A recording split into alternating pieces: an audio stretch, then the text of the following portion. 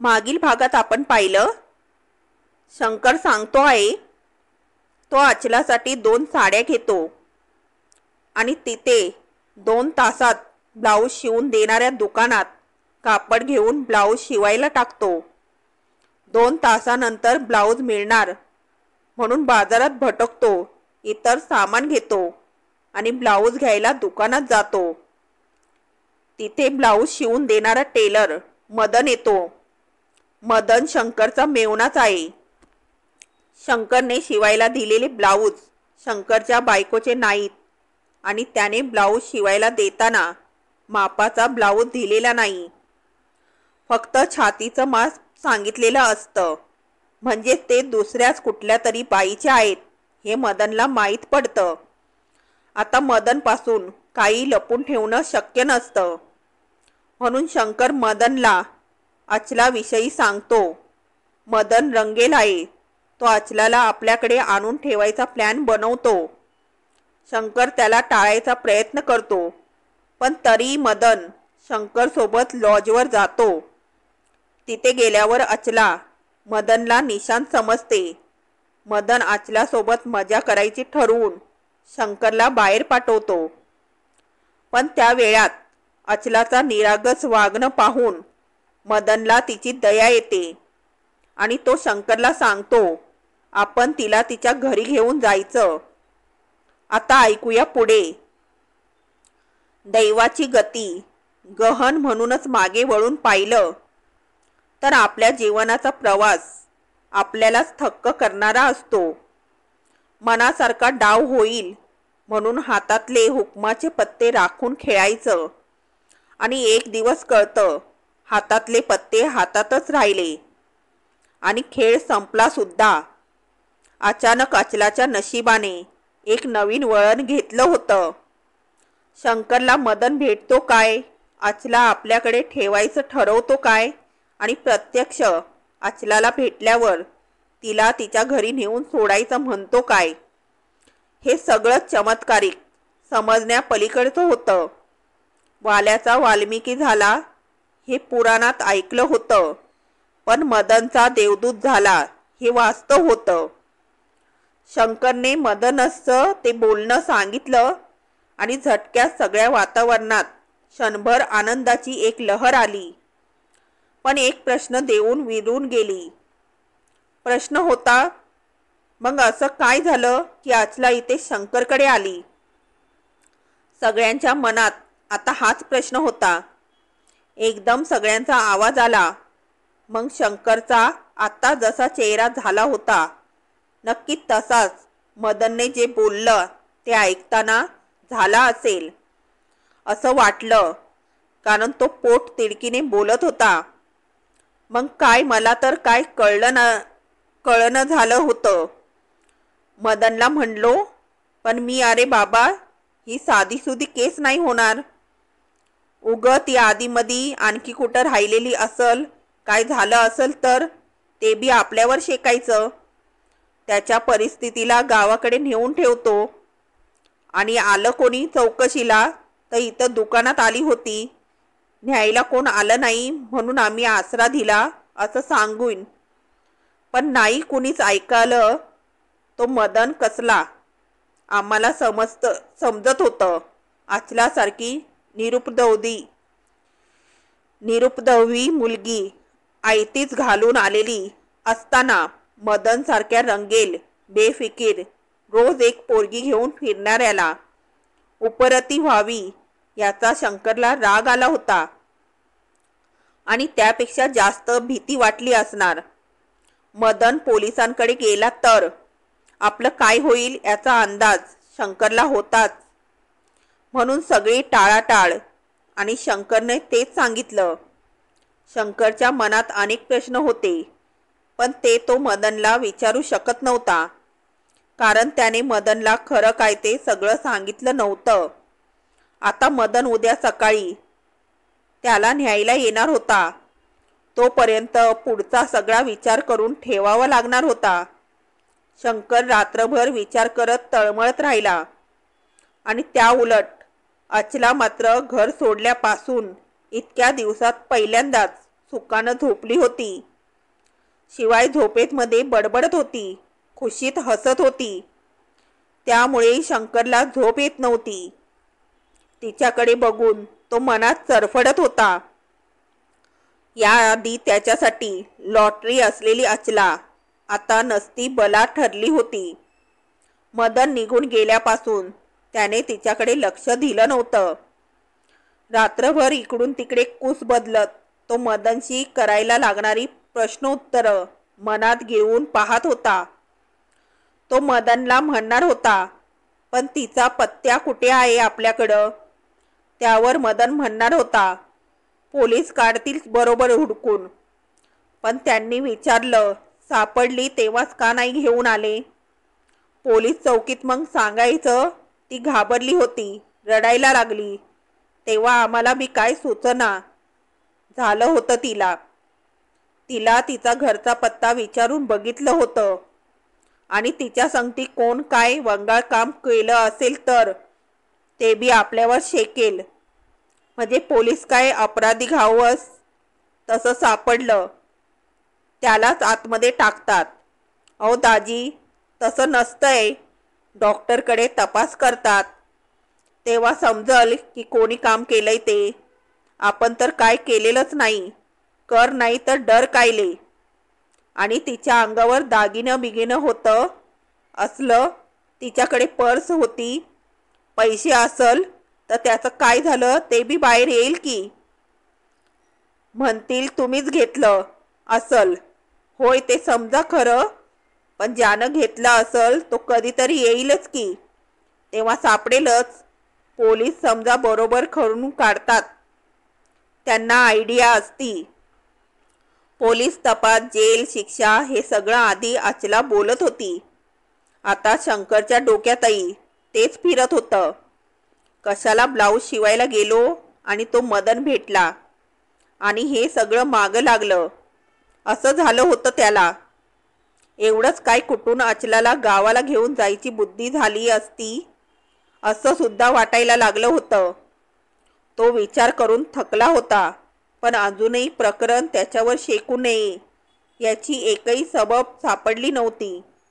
ना मदनपासून ना पोलिसापासून कशीही सुटका नव्हतीच. तळमळत उशिरा कधीतरी त्याला झोप लागली. पहाटे त्याला मोबाईलच्या रिंगने जाग आली. गावाहून बायकोचा फोन होता. शंकर त्याच्या स्टोरीचा क्लायमॅक्स सांगत होता आणि जेव्हा फोनवर बायको मला म्हणाली, मदनचा काल रातच्याला ॲक्सिडेंट झाला आणि तिथल्या तिथेच खलास झाला, तेव्हा माझी बोलतीच बंद झाली. सुटलो का पुरता अडकलो काही बी ध्यानात येत नव्हतं.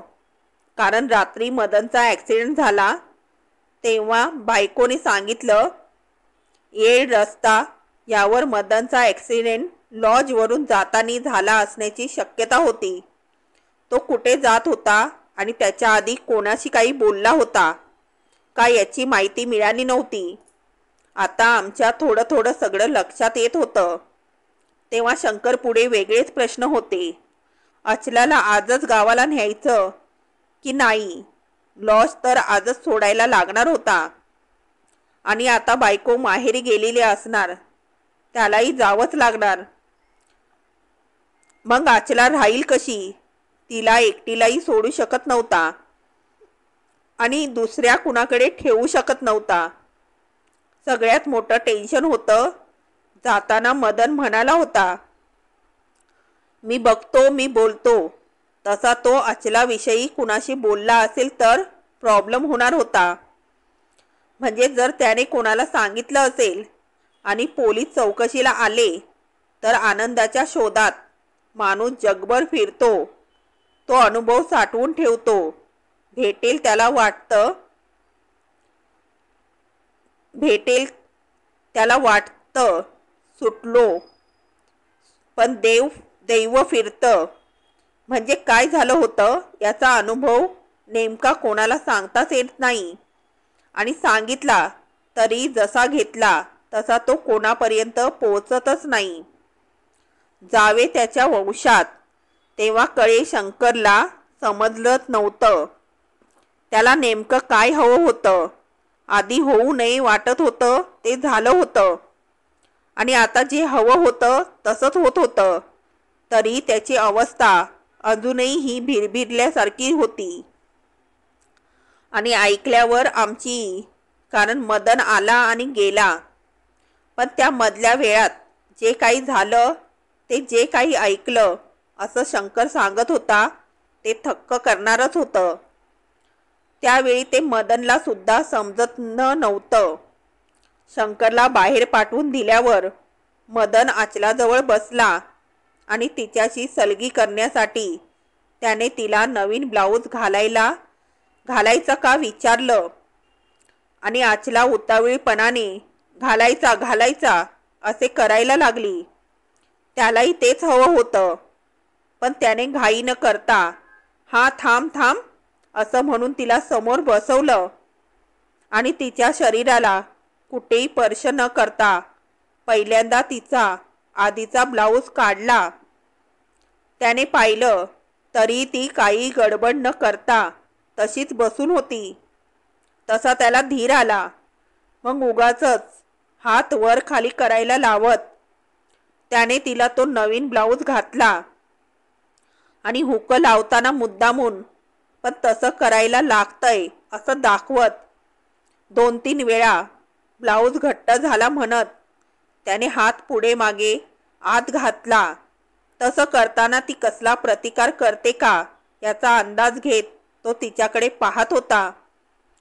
तेव्हा आचलाने त्याच्याकडे हसून पाहिलं आणि घट्ट झाला असं म्हणत राहिली. ब्लाऊज घालून झाल्यावर मात्र तिचा मूड बदलला. ती त्याच्याकडे बघून कसा नुसा चेहरा करून मान नकारार्थी हलवत सारखं काढायचं नाही शी असं म्हणत राहिली. तेव्हाची त्या निरागस चेहऱ्यावरचे ते केविलवाणे भाव बघून मदनला कसं तरीच अपराध्यासारखं वाटलं. ते शंकरला सांगताना तो म्हणाला होता, आज पतूर लय पोरींची संगत केली, पण ती त्यांच्या मर्जीनं होती. जबरदस्तीचं काम नाही केलं कधी. आणि इथं तर आपण काय करतोय ते तिला समजतच नाही.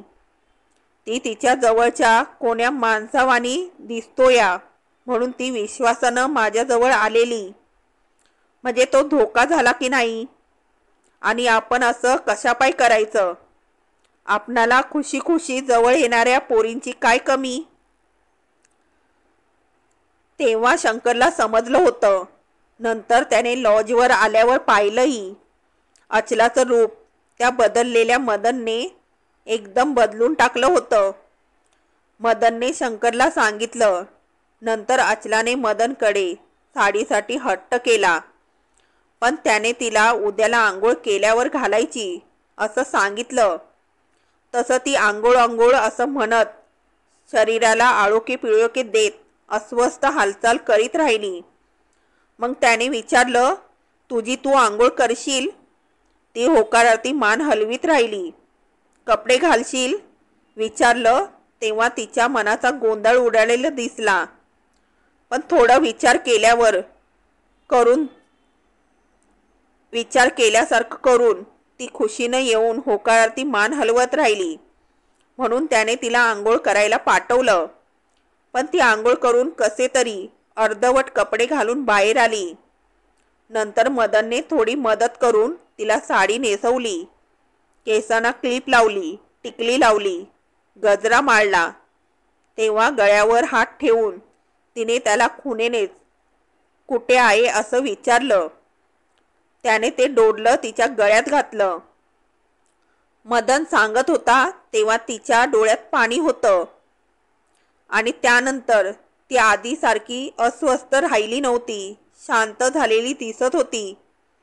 तेवढ्यात शंकर बाहेरून आला आणि मदनने तिला दार उघडायला हाताला धरून सोबत नेलं होतं. पुढे जे झालं ते शंकरने पाहिलं, पण त्याला आधीचं हे सगळं माहीत नव्हतं. नंतर जाता जाता मदनने सांगितलं म्हणून त्याला मदनमधला हा बदल समजला होता. ऐकून सगळे उदास झालो होतो. आता अचलाच्या पाठीशी मदन नाही हे समजल्यावर अचलाला नशिबाची साथ नव्हती हे उघड होतं. पण ते शंकरला अनुकूल कसं झालं हे समजायचं बाकी होतं. तसंच शंकरच्या पाठीशी मदन नव्हता हे तर आता स्पष्ट होतं.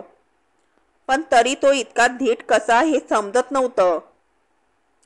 कदाचित पोलिसांकडून चौकशीतून शंकर आधीच सुटलेला असावा, म्हणूनच तो सारखा पोलिसात जायचं तर जा म्हणत होता अशी शंका येत होती. आता अचला शंकरकडे कशी हा प्रश्न उरला नव्हता. शंकर जिंकल्याच्या मूडमध्ये दिसत होता. शंकरकडे सांगण्यासारखं अजूनही काहीतरी आहे असं त्याच्याकडे बघून वाटत होतं. शंकरच्या स्टोरीला अजून काहीतरी वळण मिळालं असावं अशी शंका येत होती. पण कसलं आणि काय त्याची कल्पना करता येत नव्हती. शंकरचं सगळं सांगून झाल्यासारखं होतं, पण आम्ही उठलो नाही. कोणी त्याला काही विचारलं नाही.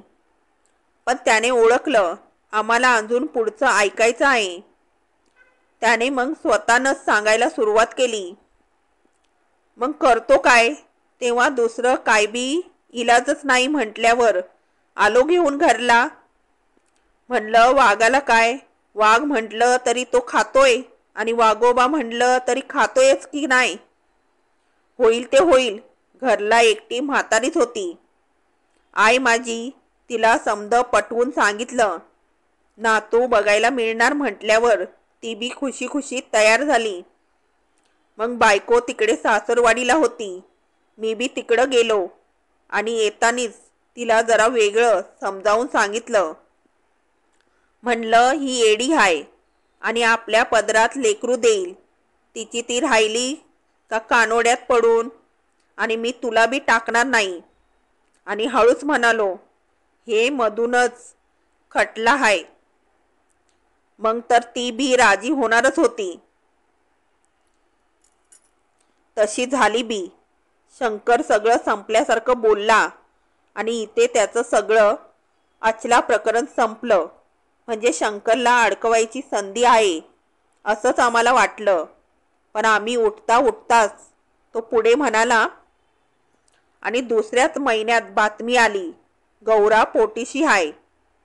आता ती माझी बायको नसेल तरी बी मी तिच्या पोराचा बाप आहे. म्हणजे तिचा बी मालकच की. हो. आणि असं म्हणून तो गडागडा हसायला लागला. आधीच माणसाचं आयुष्य बेभरवशाचं, त्याच मुलीचं तर अगदीच अस्थिर. जीव धरत नाही तोवर उकडून दुसरीकडे टाकलं तरी तिथे रुजायचं, फुलायचं, फळायचं, स्वतःचं अस्तित्व विसरून जगायचं. म्हणून तर तिच्या असण्यात नसण्यात, स्वप्नात खेळात सगळ्यामध्ये आयुष्य विस्कटण्याचाच भय असतं. म्हणून अबोध वयातच सुद्धा भोंडल्याच्या खेळात ती ऐल पैलूच्या देवाला विनवते, ऐलमा पैलमा माझा मेळ, ऐलमा पैलमा माझा खेळ मांडून दे.